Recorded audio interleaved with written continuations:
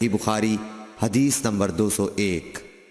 رسول اللہ صلی اللہ علیہ وسلم جب دھوتے یا جب نہاتے تو 1 صاع سے لے کر 5 مد تک پانی استعمال فرماتے تھے، اور جب وضو فرماتے تو 1 مد پانی سے۔ صحیح بخاری حدیث نمبر 202۔ سعد بن ابی وقاص رضی اللہ تعالی عنہ رسول کریم صلی اللہ علیہ وسلم سے نقل کرتے ہیں کہ رسول کریم صلی اللہ علیہ وسلم نے موزوں پر مسح کیا۔ عبداللہ بن عمر نے اپنے والد ماجد عمر رضی اللہ تعالی عنہ سے اس کے بارے میں پوچھا تو انہوں نے کہا سچ ہے، اور یاد رکھو جب تم سے سعد رسول اللہ صلی اللہ علیہ وسلم کی کوئی حدیث بیان فرمائے تو اس کے متعلق ان کے سوا کسی دوسرے آدمی سے مت پوچھو۔ صحیح بخاری حدیث نمبر 203۔ ایک دفعہ آپ صلی اللہ علیہ وسلم رفع حاجت کے لیے باہر گئے تو مغیرہ پانی کا ایک برتن لے کر آپ کے پیچھے گئے۔ جب آپ قضائے حاجت سے فارغ ہو گئے تو مغیرہ نے آپ کو وضو کراتے ہوئے آپ کے اعضائے مبارکہ پر پانی ڈالا۔ آپ نے وضو کیا اور موزوں پر مسح فرمایا۔ صحیح بخاری حدیث نمبر 204۔ جعفر بن عمرو بن امیہ زمری کو ان کے باپ نے خبر دی کہ انہوں نے رسول کریم صلی اللہ علیہ وسلم کو موزوں پر مسح کرتے ہوئے دیکھا۔ صحیح بخاری حدیث نمبر 205۔ جعفر بن عمرو اپنے باپ سے روایت کرتے ہیں کہ میں نے رسول اللہ صلی اللہ علیہ وسلم کو اپنے عمامے اور موزوں پر مسح کرتے دیکھا۔ صحیح بخاری حدیث نمبر 206۔ مغیرہ فرماتے ہیں کہ میں ایک سفر میں رسول کریم صلی اللہ علیہ وسلم کے ساتھ تھا تو میں نے چاہا کہ وضو کرتے وقت آپ کے موزے اتار ڈالوں۔ آپ نے فرمایا کہ انہیں رہنے دو، چونکہ جب میں نے انہیں پہنا تھا تو میرے پاؤں پاک تھے، یعنی میں وضو سے تھا، پس آپ نے ان پر مسح کیا۔ صحیح بخاری حدیث نمبر 207۔ رسول کریم صلی اللہ علیہ وسلم نے بکری کا شانہ کھایا، پھر نماز پڑھی اور وضو نہیں کیا۔ صحیح بخاری حدیث نمبر 208۔ جعفر بن عمرو بن امیہ نے اپنے باپ عمرو سے خبر دی کہ انہوں نے رسول اللہ صلی اللہ علیہ وسلم کو دیکھا کہ آپ بکری کے شانے سے کاٹ کاٹ کر کھا رہے تھے۔ پھر آپ نماز کے لیے بلائے گئے تو آپ نے چھری ڈال دی اور نماز پڑھی، نیا وضو نہیں کیا۔ صحیح بخاری حدیث نمبر 209۔ سوید بن نعمان رضی اللہ تعالی عنہ نے خبر دی کہ فتح خیبر والے سال وہ رسول اللہ صلی اللہ علیہ وسلم کے ساتھ صحبہ کی طرف جو خیبر کے قریب ایک جگہ ہے پہنچے۔ آپ صلی اللہ علیہ وسلم نے عصر کی نماز پڑھی، پھر ناشتہ منگوایا تو سوائے ستو کے اور کچھ نہیں لایا گیا۔ پھر آپ نے حکم دیا تو وہ بھگو دیا گیا۔ پھر رسول کریم صلی اللہ علیہ وسلم نے کھایا اور ہم نے بھی کھایا۔ پھر مغرب کی نماز کے لیے کھڑے ہو گئے، آپ نے کلی کی اور ہم نے بھی۔ پھر آپ نے نماز پڑھی اور نیا وضو نہیں کیا۔ صحیح بخاری حدیث نمبر 210۔ حضرت میمونہ زوجہ رسول کریم صلی اللہ علیہ وسلم نے بتلایا کہ آپ نے ان کے یہاں بکری کا شانہ کھایا، پھر نماز پڑھی اور نیا وضو نہیں فرمایا۔ صحیح بخاری حدیث نمبر 211۔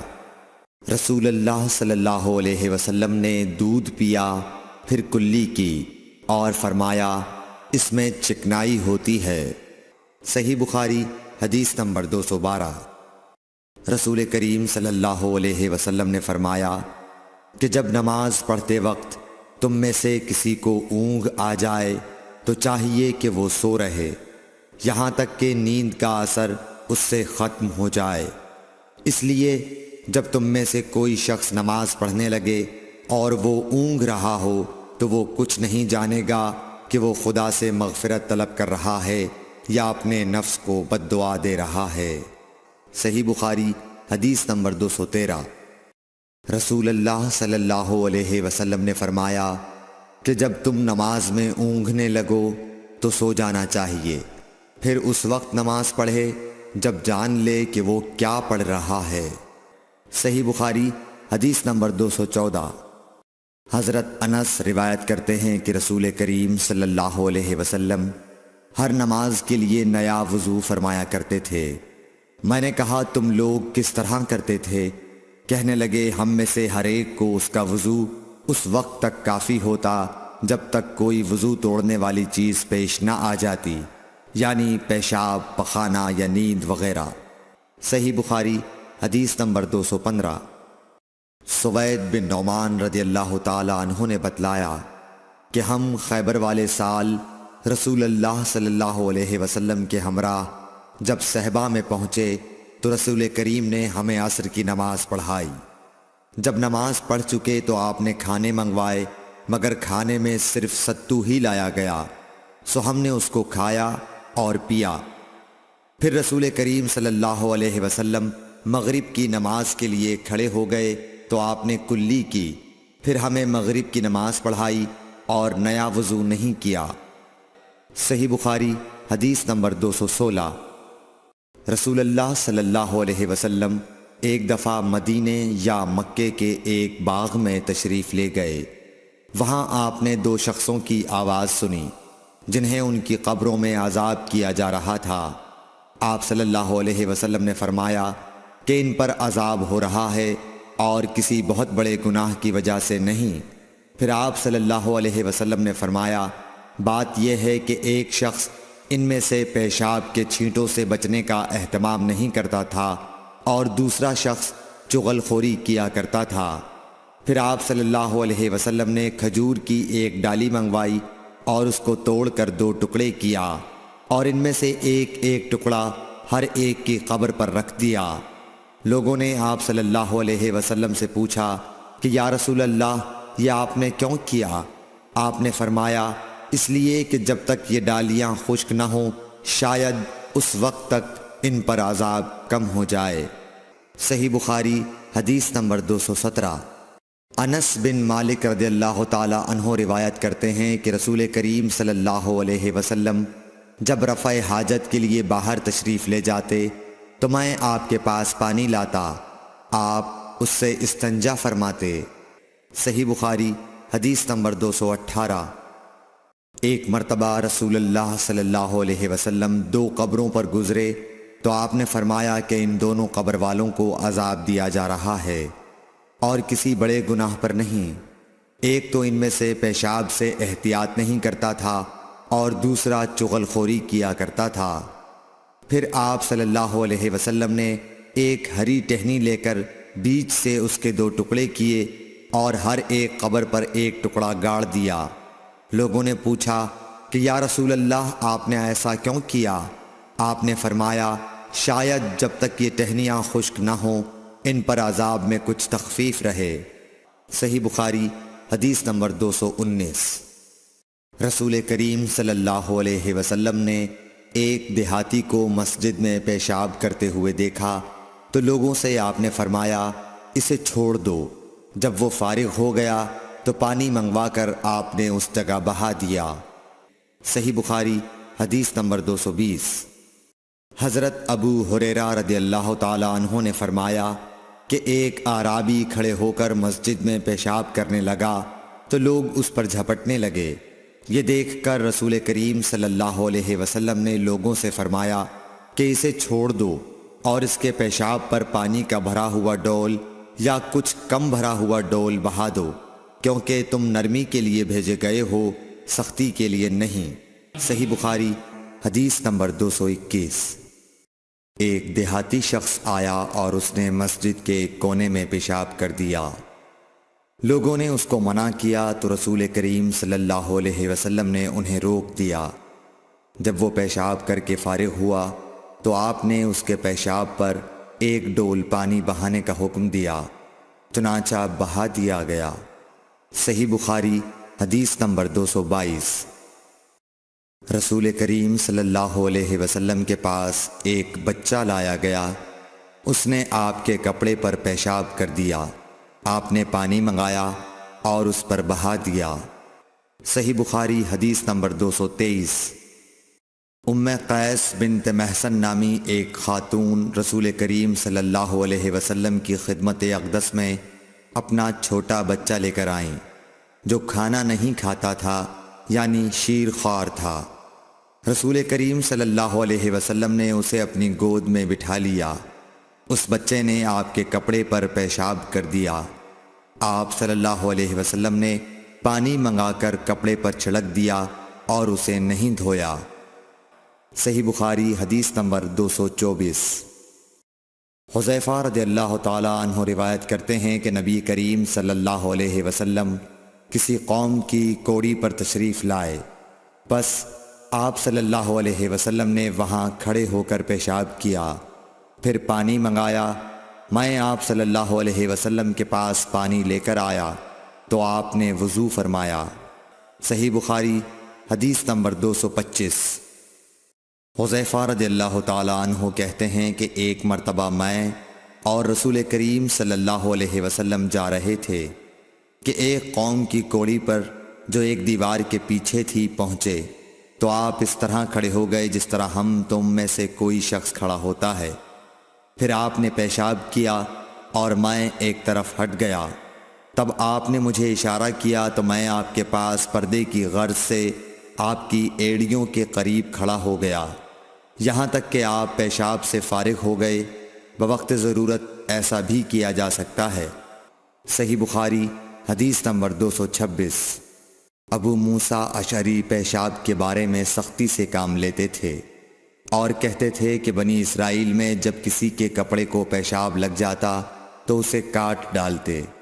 ابو حذیفہ کہتے ہیں کہ کاش وہ اپنے اس تشدد سے رک جاتے، کیونکہ رسول اللہ صلی اللہ علیہ وسلم کسی قوم کی کوڑی پر تشریف لائے اور آپ نے وہاں کھڑے ہو کر پیشاب کیا۔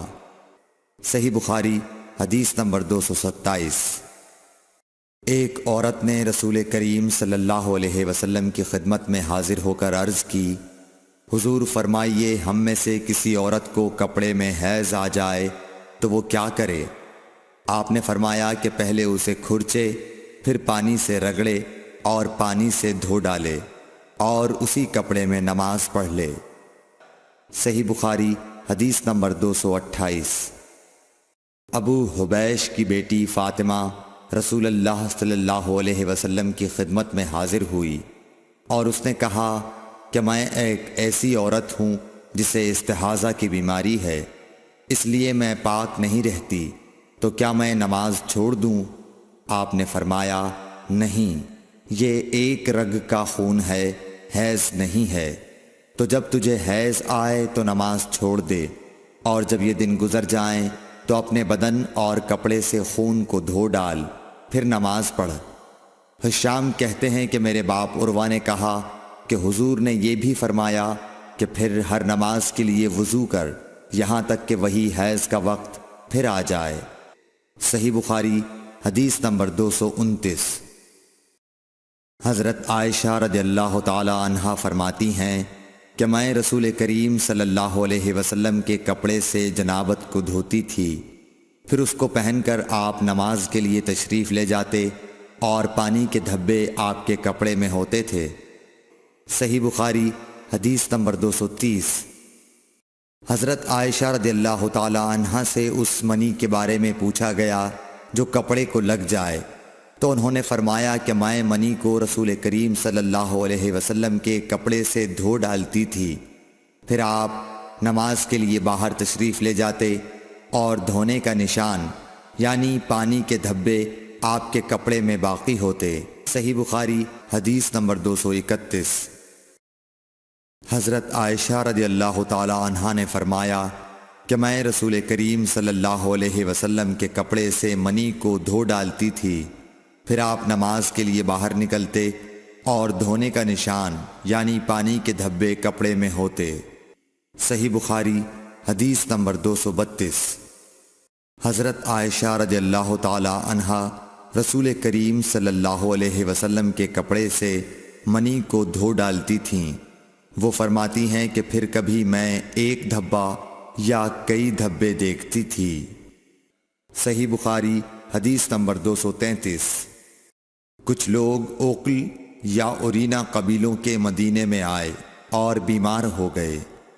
رسول اللہ صلی اللہ علیہ وسلم نے انہیں لقاح میں جانے کا حکم دیا اور فرمایا کہ وہاں اونٹوں کا دودھ اور پیشاب پئیں۔ چنانچہ وہ لقاح چلے گئے، اور جب اچھے ہو گئے تو رسول کریم صلی اللہ علیہ وسلم کے چرواہے کو قتل کر کے وہ جانوروں کو ہانک کر لے گئے۔ الصبح رسول کریم صلی اللہ علیہ وسلم کے پاس اس واقعے کی خبر آئی تو آپ نے ان کے پیچھے آدمی دوڑائے۔ دن چڑھے وہ حضور صلی اللہ علیہ وسلم کی خدمت میں پکڑ کر لائے گئے۔ آپ کے حکم کے مطابق ان کے ہاتھ پاؤں کاٹ دیے گئے اور آنکھوں میں گرم سلاخیں پھیر دی گئیں اور مدینے کی پتھریلی زمین میں ڈال دیے گئے۔ پیاس کی شدت سے وہ پانی مانگتے تھے مگر انہیں پانی نہیں دیا جاتا تھا۔ ابو قلابہ نے ان کے جرم کی سنگینی ظاہر کرتے ہوئے کہا کہ ان لوگوں نے چوری کی اور چرواہوں کو قتل کیا اور آخر ایمان سے پھر گئے اور اللہ اور اس کے رسول سے جنگ کی۔ صحیح بخاری حدیث نمبر 234۔ رسول اللہ صلی اللہ علیہ وسلم مسجد کی تعمیر سے پہلے نماز بکریوں کے باڑے میں پڑھ لیا کرتے تھے۔ صحیح بخاری حدیث نمبر 235۔ رسول کریم صلی اللہ علیہ وسلم سے چوہے کے بارے میں پوچھا گیا جو گھی میں گر گیا تھا۔ فرمایا اس کو نکال دو اور اس کے آس پاس کے گھی کو نکال پھینکو اور اپنا باقی گھی استعمال کرو۔ صحیح بخاری حدیث نمبر 236۔ رسول کریم صلی اللہ علیہ وسلم سے چوہے کے بارے میں دریافت کیا گیا جو گھی میں گر گیا تھا۔ آپ نے فرمایا کہ اس چوہے کو اور اس کے آس پاس کے گھی کو نکال کر پھینک دو۔ صحیح بخاری حدیث نمبر 237۔ رسول اللہ صلی اللہ علیہ وسلم نے فرمایا ہر زخم جو اللہ کی راہ میں مسلمان کو لگے وہ قیامت کے دن اسی حالت میں ہوگا جس طرح وہ لگا تھا۔ اس میں سے خون بہتا ہوگا جس کا رنگ تو خون سا ہوگا اور خوشبو مشک کی سی ہوگی۔ صحیح بخاری حدیث نمبر 238۔ رسول کریم صلی اللہ علیہ وسلم نے فرمایا کہ ہم لوگ دنیا میں پچھلے زمانے میں آئے ہیں مگر آخرت میں سب سے آگے ہیں۔ صحیح بخاری حدیث نمبر 239۔ رسول اللہ صلی اللہ علیہ وسلم نے فرمایا کہ تم میں سے کوئی ٹھہرے ہوئے پانی میں جو جاری نہ ہو پیشاب نہ کرے پھر اسی میں غسل کرنے لگے، یعنی یہ ادب اور نظافت کے خلاف ہے کہ اسی پانی میں پیشاب کرنا اور پھر اسی سے غسل کرنا۔ صحیح بخاری حدیث نمبر 240۔ ایک دفعہ رسول کریم صلی اللہ علیہ وسلم کعبہ شریف میں سجدے میں تھے۔ ایک دوسری سند سے رسول اللہ صلی اللہ علیہ وسلم کعبے کے نزدیک نماز پڑھ رہے تھے اور ابو جہل اور اس کے ساتھی بھی وہیں بیٹھے ہوئے تھے، تو ان میں سے ایک نے دوسرے سے کہا کہ تم میں سے کوئی شخص ہے جو قبیلے کی جو اونٹنی ذبح ہوئی ہے اس کی اوجڑی اٹھا لائے اور لا کر جب محمد صلی اللہ علیہ وسلم سجدے میں جائیں تو ان کی پیٹھ پر رکھ دے۔ یہ سن کر ان میں سے ایک سب سے زیادہ بدبخت آدمی اٹھا اور وہ اوجڑی لے کر آیا اور دیکھتا رہا۔ جب آپ نے سجدہ کیا تو اس نے اس اوجڑی کو آپ کے دونوں کندھوں کے درمیان رکھ دیا۔ عبداللہ بن مسعود کہتے ہیں میں یہ سب کچھ دیکھ رہا تھا مگر کچھ نہ کر سکتا تھا، کاش اس وقت مجھے روکنے کی طاقت ہوتی۔ عبداللہ کہتے ہیں کہ وہ ہنسنے لگے اور ہنسی کے مارے لوٹ پوٹ ہونے لگے اور رسول اللہ صلی اللہ علیہ وسلم سجدے میں تھے، بوجھ کی وجہ سے اپنا سر نہیں اٹھا سکتے تھے، یہاں تک کہ حضرت فاطمہ رضی اللہ تعالی عنہا آئیں اور وہ بوجھ آپ کی پیٹھ پر سے اتار کر پھینکا۔ تب آپ نے سر اٹھایا، پھر 3 بار فرمایا یا اللہ تو قریش کو پکڑ لے۔ یہ بات ان کافروں پر بہت بھاری ہوئی کہ آپ نے انہیں بد دعا دی۔ عبداللہ کہتے ہیں کہ وہ سمجھتے تھے کہ اس شہر مکے میں جو دعا کی جائے وہ ضرور قبول ہوتی ہے، پھر آپ نے ان میں سے ہر ایک کا جدا جدا نام لیا کہ اے اللہ ان ظالموں کو ضرور ہلاک کر دے۔ ابو جہل، عتبہ بن ربیعہ، شیبہ بن ربیعہ، ولید بن عتبہ، امیہ بن خلف اور عقبہ ابن ابی معیط کو۔ ساتویں آدمی کا نام بھی لیا مگر مجھے یاد نہیں رہا۔ اس ذات کی قسم جس کے قبضے میں میری جان ہے کہ جن لوگوں کے بد دعا کرتے وقت آپ نے نام لیے تھے میں نے ان کی لاشوں کو بدر کے کنویں میں پڑا ہوا دیکھا۔ صحیح بخاری حدیث نمبر 241۔ حضرت انس رضی اللہ تعالی عنہ روایت کرتے ہیں کہ رسول اللہ صلی اللہ علیہ وسلم نے ایک مرتبہ اپنے کپڑے میں تھوکا۔ صحیح بخاری حدیث نمبر 242۔ رسول کریم صلی اللہ علیہ وسلم نے فرمایا کہ پینے کی ہر وہ چیز جو نشہ لانے والی ہو حرام ہے۔ صحیح بخاری حدیث نمبر 243۔ سہل بن سعد سعدی سے سنا کہ لوگوں نے ان سے پوچھا اور میں اس وقت سہل کے اتنا قریب تھا کہ میرے اور ان کے درمیان کوئی دوسرا حائل نہ تھا کہ رسول اللہ صلی اللہ علیہ وسلم کے احد کے زخم کا علاج کس دوا سے کیا گیا تھا۔ انہوں نے کہا کہ اس بات کا جاننے والا اب مجھ سے زیادہ کوئی نہیں رہا۔ علی رضی اللہ تعالی عنہ اپنی ڈھال میں پانی لاتے اور حضرت فاطمہ رضی اللہ تعالی عنہا آپ کے منہ سے خون دھوتیں، پھر ایک بوریا کا ٹکڑا جلایا گیا اور آپ کے زخم میں بھر دیا گیا۔ صحیح بخاری حدیث نمبر 244۔ ابو بردہ اپنے باپ سے نقل کرتے ہیں کہ میں ایک مرتبہ رسول کریم صلی اللہ علیہ وسلم کی خدمت میں حاضر ہوا تو میں نے آپ کو اپنے ہاتھ سے مسواک کرتے ہوئے پایا اور آپ کے منہ سے او او کی آواز نکل رہی تھی اور مسواک آپ صلی اللہ علیہ وسلم کے منہ میں تھی جس طرح آپ قے کر رہے ہوں۔ صحیح بخاری حدیث نمبر 245۔ رسول کریم صلی اللہ علیہ وسلم جب رات کو اٹھتے تو اپنے منہ کو مسواک سے صاف کرتے۔ صحیح بخاری حدیث نمبر 246۔ رسول کریم صلی اللہ علیہ وسلم نے فرمایا کہ میں نے دیکھا کہ خواب میں مسواک کر رہا ہوں تو میرے پاس دو آدمی آئے، ایک ان میں سے دوسرے سے بڑا تھا تو میں نے چھوٹے کو مسواک دے دی، پھر مجھ سے کہا گیا کہ بڑے کو دو، تب میں نے ان میں سے بڑے کو دی۔ صحیح بخاری حدیث نمبر 247۔ رسول اللہ صلی اللہ علیہ وسلم نے فرمایا کہ جب تم اپنے بستر پر لیٹنے آؤ تو اس طرح وضو کرو جس طرح نماز کے لیے کرتے ہو، پھر داہنی کروٹ پر لیٹ کر یوں کہو، اے اللہ میں نے اپنا چہرہ تیری طرف جھکا دیا، اپنا معاملہ تیرے ہی سپرد کر دیا، میں نے تیرے ثواب کی توقع اور تیرے عذاب کے ڈر سے تجھے ہی پشت پناہ بنا لیا، تیرے سوا کہیں پناہ اور نجات کی جگہ نہیں۔ اے اللہ جو کتاب تو نے نازل کی میں اس پر ایمان لایا، جو نبی تو نے بھیجا میں اس پر ایمان لایا، تو اگر اس حالت میں اسی رات مر گیا تو فطرت پر مرے گا، اور اس دعا کو سب باتوں کے آخر میں پڑھ۔ حضرت برا کہتے ہیں کہ میں نے رسول اللہ صلی اللہ علیہ وسلم کے سامنے اس دعا کو دوبارہ پڑھا، جب آمنت بکتابک الذی انزلت پر پہنچا تو میں نے ورسولک کا لفظ کہہ دیا۔ آپ نے فرمایا نہیں، یوں کہو ونبیک الذی ارسلت۔ صحیح بخاری حدیث نمبر 248۔ نبی کریم صلی اللہ علیہ وسلم جب غسل فرماتے تو آپ پہلے اپنے دونوں ہاتھ دھوتے، پھر اسی طرح وضو کرتے جیسا نماز کے لیے آپ وضو کیا کرتے تھے، پھر پانی میں اپنی انگلیاں داخل فرماتے اور ان سے بالوں کی جڑوں کا خلال کرتے، پھر اپنے ہاتھوں سے 3 چلو سر پر ڈالتے، پھر تمام بدن پر پانی بہا لیتے۔ صحیح بخاری حدیث نمبر 249۔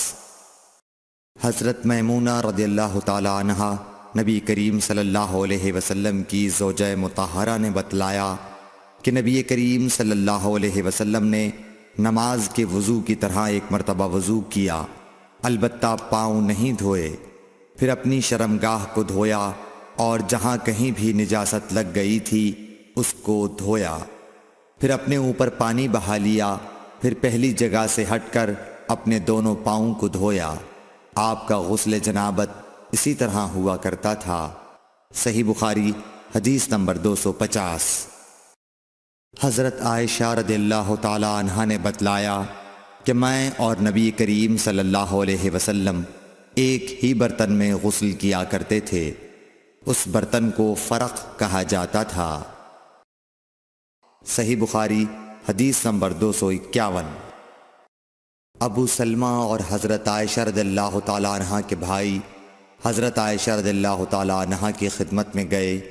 ان کے بھائی نے نبی کریم صلی اللہ علیہ وسلم کے غسل کے بارے میں سوال کیا تو آپ نے سا جیسا ایک برتن منگوایا، پھر غسل کیا اور اپنے اوپر پانی بہایا۔ اس وقت ہمارے درمیان اور ان کے درمیان پردہ حائل تھا۔ صحیح بخاری حدیث نمبر 252۔ ابو جعفر محمد باقر نے بیان کیا کہ وہ اور ان کے والد جناب زین العابدین جابر بن عبداللہ کے پاس تھے اور کچھ اور لوگ بھی بیٹھے ہوئے تھے۔ ان لوگوں نے آپ سے غسل کے بارے میں پوچھا تو آپ نے فرمایا کہ 1 سا کافی ہے۔ اس پر ایک شخص بولا، یہ مجھے تو کافی نہ ہوگا۔ حضرت جابر رضی اللہ تعالیٰ عنہ نے فرمایا کہ یہ ان کے لیے کافی ہوتا تھا جن کے بال تم سے زیادہ تھے اور جو تم سے بہتر تھے، یعنی رسول اللہ صلی اللہ علیہ وسلم۔ پھر حضرت جابر رضی اللہ تعالیٰ عنہ نے صرف ایک کپڑا پہن کر ہمیں نماز پڑھائی۔ صحیح بخاری حدیث نمبر 253۔ نبی کریم صلی اللہ علیہ وسلم اور حضرت میمونہ رضی اللہ تعالیٰ عنہا ایک برتن میں غسل کر لیتے تھے۔ صحیح بخاری حدیث نمبر 254۔ رسول اللہ صلی اللہ علیہ وسلم نے فرمایا، میں تو اپنے سر پر 3 مرتبہ پانی بہاتا ہوں، اور آپ صلی اللہ علیہ وسلم نے اپنے دونوں ہاتھوں سے اشارہ کیا۔ صحیح بخاری حدیث نمبر 255۔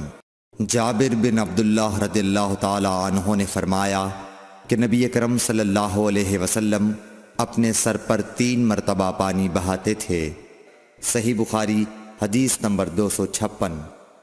جابر بن عبداللہ نے بیان کیا کہ میرے پاس تمہارے چچا کے بیٹے، ان کے مراد حسن بن محمد ابن حنفیہ سے تھی، آئے۔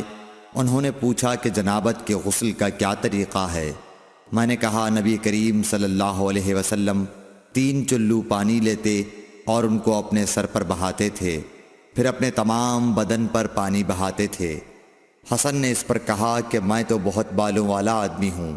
میں نے جواب دیا کہ نبی کریم صلی اللہ علیہ وسلم کے بال تم سے زیادہ تھے۔ صحیح بخاری حدیث نمبر 257۔ ام المومنین میمونہ رضی اللہ تعالی عنہا نے فرمایا کہ میں نے نبی کریم صلی اللہ علیہ وسلم کے لیے غسل کا پانی رکھا تو آپ نے اپنے ہاتھ 2 مرتبہ یا 3 مرتبہ دھوئے، پھر پانی اپنے بائیں ہاتھ میں لے کر اپنی شرمگاہ کو دھویا، پھر زمین پر ہاتھ رگڑا، اس کے بعد کلی کی اور ناک میں پانی ڈالا اور اپنے چہرے اور ہاتھوں کو دھویا، پھر اپنے سارے بدن پر پانی بہا لیا اور اپنی جگہ سے ہٹ کر دونوں پاؤں دھوئے۔ صحیح بخاری حدیث نمبر 258۔ نبی کریم صلی اللہ علیہ وسلم جب غسل جنابت کرنا چاہتے تو حلاب کی طرح ایک چیز منگاتے، پھر پانی کا چلو اپنے ہاتھ میں لیتے اور سر کے داہنے حصے سے غسل کی ابتدا کرتے، پھر بائیں حصے کا غسل کرتے، پھر اپنے دونوں ہاتھوں کو سر کے بیچ میں لگاتے تھے۔ صحیح بخاری حدیث نمبر 259۔ ام المومنین میمونہ رضی اللہ تعالی عنہا نے بیان فرمایا کہ میں نے نبی اکرم صلی اللہ علیہ وسلم کے لیے غسل کا پانی رکھا تو پہلے آپ نے پانی کو دائیں ہاتھ سے بائیں پر گرایا، اس طرح اپنے دونوں ہاتھوں کو دھویا، پھر اپنی شرمگاہ کو دھویا، پھر اپنے ہاتھ کو زمین پر رگڑ کر اسے مٹی سے ملا اور دھویا، پھر کلی کی اور ناک میں پانی ڈالا، پھر اپنے چہرے کو دھویا اور اپنے سر پر پانی بہایا، پھر ایک طرف ہو کر دونوں پاؤں دھوئے، پھر آپ کو رومال دیا گیا لیکن آپ نے اس سے پانی کو خشک نہیں کیا۔ صحیح بخاری حدیث نمبر 260۔ نبی کریم صلی اللہ علیہ وسلم نے غسل جنابت کیا تو پہلے اپنی شرمگاہ کو اپنے ہاتھ سے دھویا، پھر ہاتھ کو دیوار پر رگڑ کر دھویا، پھر نماز کی طرح وضو کیا، اور جب آپ اپنے غسل سے فارغ ہو گئے تو دونوں پاؤں دھوئے۔ صحیح بخاری حدیث نمبر 261۔ حضرت عائشہ رضی اللہ تعالی عنہا نے فرمایا کہ میں اور نبی کریم صلی اللہ علیہ وسلم ایک برتن میں اس طرح غسل کرتے تھے کہ ہمارے ہاتھ باری باری اس میں پڑتے تھے۔ صحیح بخاری حدیث نمبر 262۔ حضرت عائشہ رضی اللہ تعالی عنہا نے فرمایا کہ جب رسول اللہ صلی اللہ علیہ وسلم غسل جنابت فرماتے تو پہلے اپنا ہاتھ دھوتے۔ صحیح بخاری حدیث نمبر 263۔ حضرت عائشہ رضی اللہ تعالی عنہا نے کہا کہ میں اور نبی کریم صلی اللہ علیہ وسلم دونوں مل کر ایک ہی برتن میں غسل جنابت کرتے تھے۔ صحیح بخاری حدیث نمبر 264۔ نبی کریم صلی اللہ علیہ وسلم اور آپ کی کوئی زوجہ مطہرہ ایک برتن میں غسل کرتے تھے۔ صحیح بخاری حدیث نمبر 265۔ میمونہ بنت حارث رضی اللہ تعالی عنہا نے کہا کہ میں نے حضرت صلی اللہ علیہ وسلم کے لیے غسل کا پانی رکھا اور پردہ کر دیا۔ آپ نے پہلے غسل میں اپنے ہاتھ پر پانی ڈالا اور اسے 1 یا 2 بار دھویا۔ سلیمان اعمش کہتے ہیں کہ مجھے یاد نہیں راوی سالم بن ابی الجعد نے تیسری بار کا بھی ذکر کیا یا نہیں۔ پھر دانے ہاتھ سے بائیں پر پانی ڈالا اور شرمگاہ دھوئی، پھر اپنے ہاتھ کو زمین پر یا دیوار پر رگڑا، پھر کلی کی اور ناک میں پانی ڈالا اور چہرے اور ہاتھوں کو دھویا اور سر کو دھویا، پھر سارے بدن پر پانی بہایا، پھر ایک طرف سے رکھ کر دونوں پاؤں دھوئے۔ بعد میں نے ایک کپڑا دیا تو آپ نے اپنے ہاتھ سے اشارہ کیا اس طرح کہ اسے ہٹاؤ، اور آپ نے اس کپڑے کا ارادہ نہیں فرمایا۔ صحیح بخاری حدیث نمبر 266۔ میمونہ رضی اللہ تعالی عنہا نے کہا کہ میں نے حضرت صلی اللہ علیہ وسلم کے لیے غسل کا پانی رکھا تو آپ نے پہلے پانی اپنے ہاتھوں پر گرا کر انہیں 2 یا 3 بار دھویا، پھر اپنے داہنے ہاتھ سے بائیں پر گرا کر اپنی شرمگاہوں کو دھویا، پھر ہاتھ کو زمین پر رگڑا، پھر کلی کی اور ناک میں ڈالا، پھر اپنے چہرے اور ہاتھوں کو دھویا، پھر اپنے سر کو 3 مرتبہ دھویا، پھر اپنے سارے بدن پر پانی بہایا، پھر آپ اپنی غسل کی جگہ سے الگ ہو گئے، پھر اپنے قدموں کو دھویا۔ صحیح بخاری حدیث نمبر 267۔ حضرت عائشہ رضی اللہ تعالی عنہا نے فرمایا اللہ ابو عبد الرحمن پر رحم فرمائے، میں نے تو رسول اللہ صلی اللہ علیہ وسلم کو خوشبو لگائی، پھر آپ اپنی تمام ازواج مطہرات کے پاس تشریف لے گئے اور صبح کو احرام اس حالت میں باندھا کہ خوشبو سے بدن مہک رہا تھا۔ صحیح بخاری حدیث نمبر 268۔ نبی کریم صلی اللہ علیہ وسلم دن اور رات کے ایک ہی وقت میں اپنی تمام ازواج مطہرات کے پاس گئے، اور یہ 11 تھیں، 9 منکوحہ اور 2 لونڈیاں۔ راوی نے کہا میں نے انس سے پوچھا کہ حضور صلی اللہ علیہ وسلم اس کی طاقت رکھتے تھے تو آپ نے فرمایا کہ ہم آپس میں کہا کرتے تھے کہ آپ کو 30 مردوں کے برابر طاقت دی گئی ہے۔ صحیح بخاری حدیث نمبر 269۔ حضرت علی رضی اللہ تعالی عنہ نے فرمایا کہ مجھے مزی بکثرت آتی تھی، چونکہ میرے گھر میں نبی کریم صلی اللہ علیہ وسلم کی صاحبزادی حضرت فاطمۃ الزہرا رضی اللہ تعالی عنہا تھیں، اس لیے میں نے ایک شخص مقداد بن اسود اپنے شاگرد سے کہا کہ وہ آپ صلی اللہ علیہ وسلم سے اس کے متعلق مسئلہ معلوم کریں۔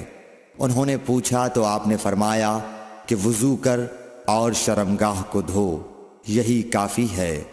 صحیح بخاری حدیث نمبر 270۔ حضرت عائشہ رضی اللہ تعالی عنہ نے فرمایا میں نے خود نبی صلی اللہ علیہ وسلم کو خوشبو لگائی، پھر آپ اپنی تمام ازواج کے پاس گئے اور اس کے بعد احرام باندھا۔ صحیح بخاری حدیث نمبر 271۔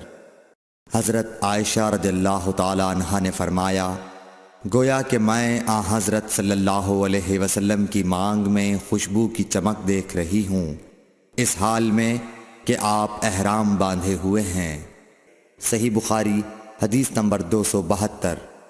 ام المومنین حضرت عائشہ صدیقہ رضی اللہ عنہا نے فرمایا کہ رسول کریم صلی اللہ علیہ وسلم جنابت کا غسل کرتے تو پہلے اپنے ہاتھوں کو دھوتے اور نماز کی طرح وضو کرتے، پھر اپنے ہاتھوں سے اپنے بالوں کا خلال کرتے، اور جب یقین کر لیتے کہ جسم تر ہو گیا ہے تو 3 مرتبہ اس پر پانی بہاتے، پھر تمام بدن کا غسل کرتے۔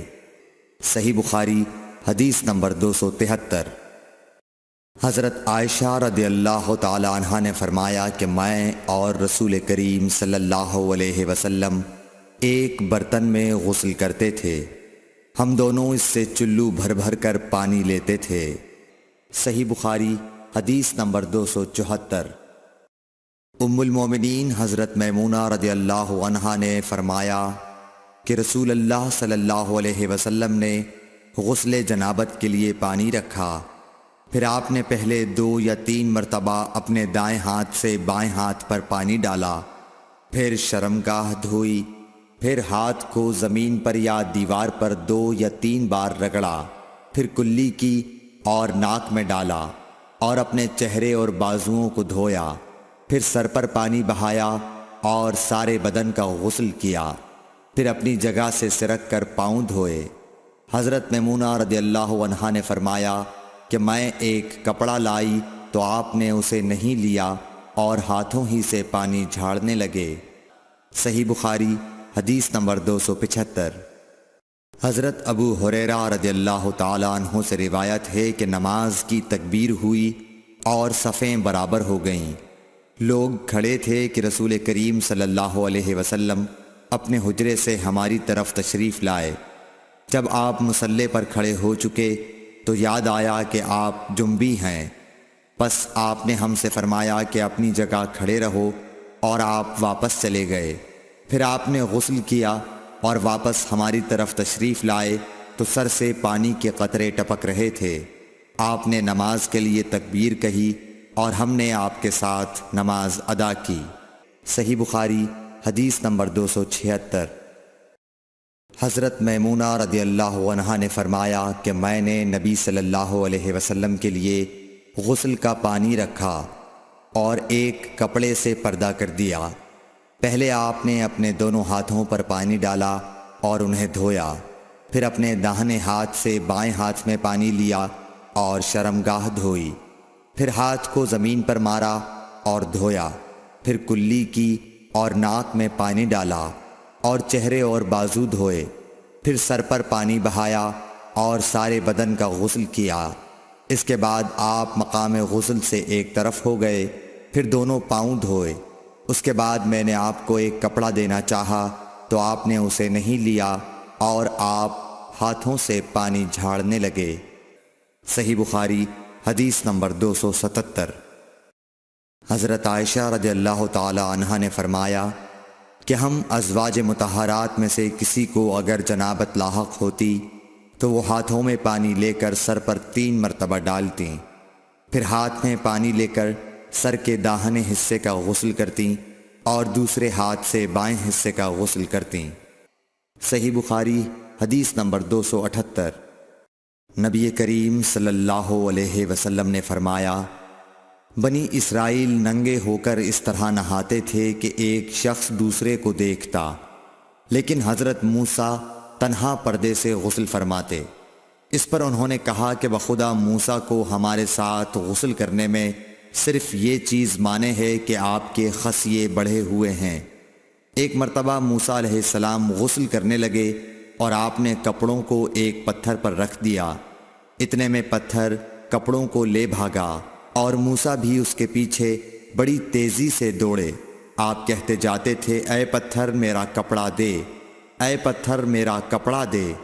اس عرصے میں بنی اسرائیل نے موسیٰ علیہ السلام کو ننگا دیکھ لیا اور کہنے لگے کہ بخدا موسیٰ کو کوئی بیماری نہیں، اور موسیٰ علیہ السلام نے کپڑا لیا اور پتھر کو مارنے لگے۔ ابو ہریرہ رضی اللہ تعالیٰ عنہ نے کہا کہ بخدا اس پتھر پر 6 یا 7 مار کے نشان باقی ہیں۔ صحیح بخاری حدیث نمبر 279۔ نبی کریم صلی اللہ علیہ وسلم نے فرمایا، ایک بار ایوب علیہ السلام ننگے غسل فرما رہے تھے کہ سونے کی ٹڈیاں آپ پر گرنے لگیں۔ حضرت ایوب علیہ السلام انہیں اپنے کپڑے میں سمیٹنے لگے۔ اتنے میں ان کے رب نے انہیں پکارا کہ اے ایوب، کیا میں نے تمہیں اس چیز سے بے نیاز نہیں کر دیا جسے تم دیکھ رہے ہو؟ ایوب علیہ السلام نے جواب دیا، ہاں تیری بزرگی کی قسم، لیکن تیری برکت سے میرے لیے بے نیازی کیوں کر ممکن ہے۔ صحیح بخاری حدیث نمبر 280۔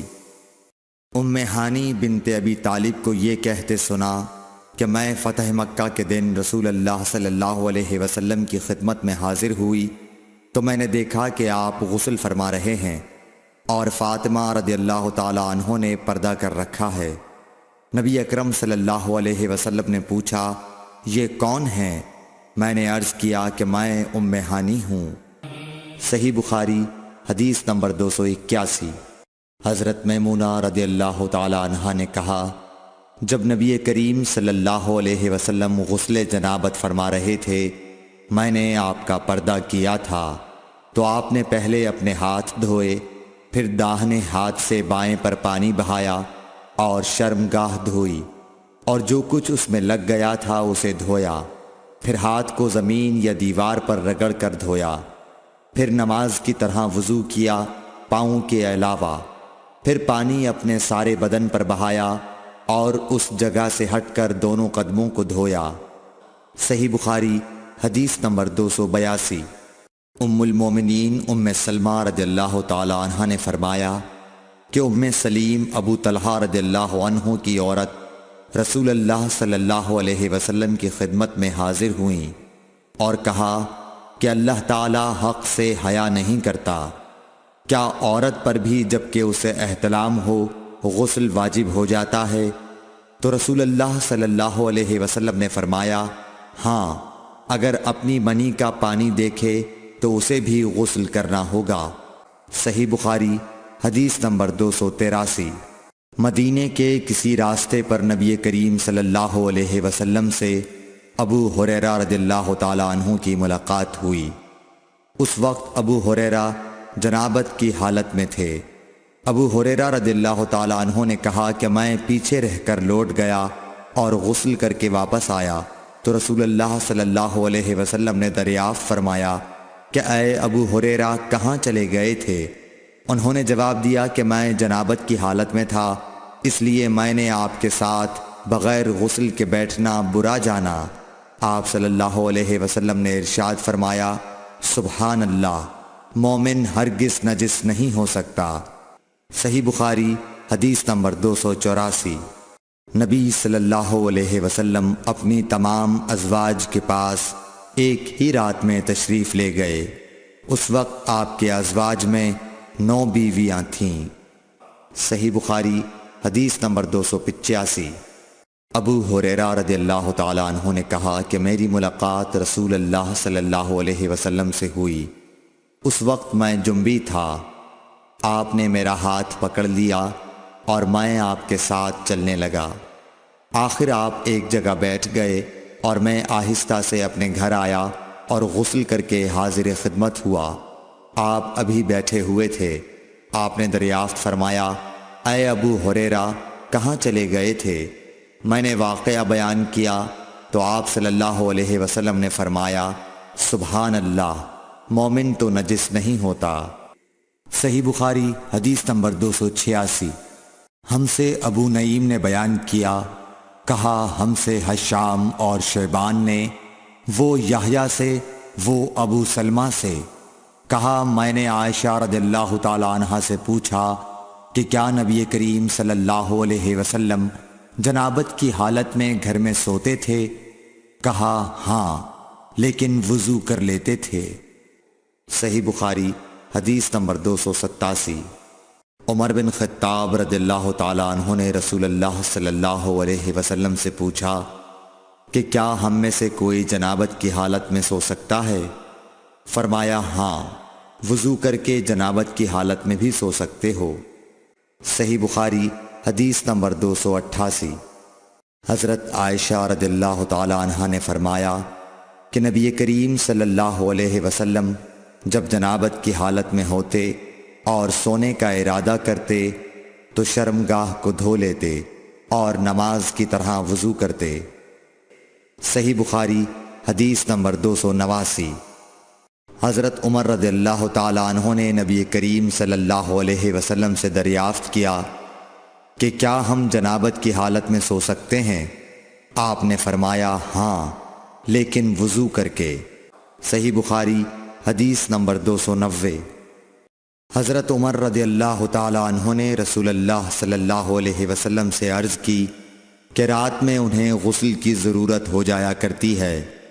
رسول اللہ صلی اللہ علیہ وسلم نے فرمایا کہ وضو کر لیا کر اور شرمگاہ کو دھو کر سو جا۔ صحیح بخاری حدیث نمبر 291۔ نبی کریم صلی اللہ علیہ وسلم نے فرمایا کہ جب مرد عورت کے چہار زانوں میں بیٹھ گیا اور اس کے ساتھ جماع کے لیے کوشش کی تو غسل واجب ہو گیا۔ صحیح بخاری حدیث نمبر 292۔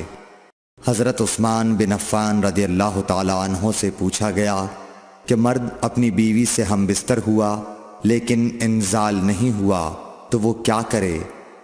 حضرت عثمان رضی اللہ تعالیٰ عنہ نے فرمایا کہ نماز کی طرح وضو کر لے اور ذکر کو دھو لے۔ اور حضرت عثمان رضی اللہ تعالیٰ عنہ نے فرمایا کہ میں نے رسول اللہ صلی اللہ علیہ وسلم سے یہ بات سنی ہے۔ صحیح بخاری حدیث نمبر 293۔ ابی بن کعب نے پوچھا یا رسول اللہ صلی اللہ علیہ وسلم، جب مرد عورت سے جماع کرے اور انزال نہ ہو تو کیا کرے؟ آپ نے فرمایا عورت سے جو کچھ اسے لگ گیا اسے دھو لے، پھر وضو کرے اور نماز پڑھے۔ صحیح بخاری حدیث نمبر 294۔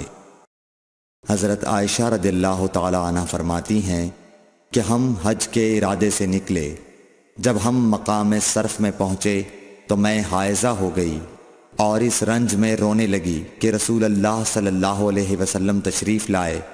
آپ نے پوچھا تمہیں کیا ہو گیا ہے؟ کیا حائضہ ہو گئی ہو؟ میں نے کہا ہاں۔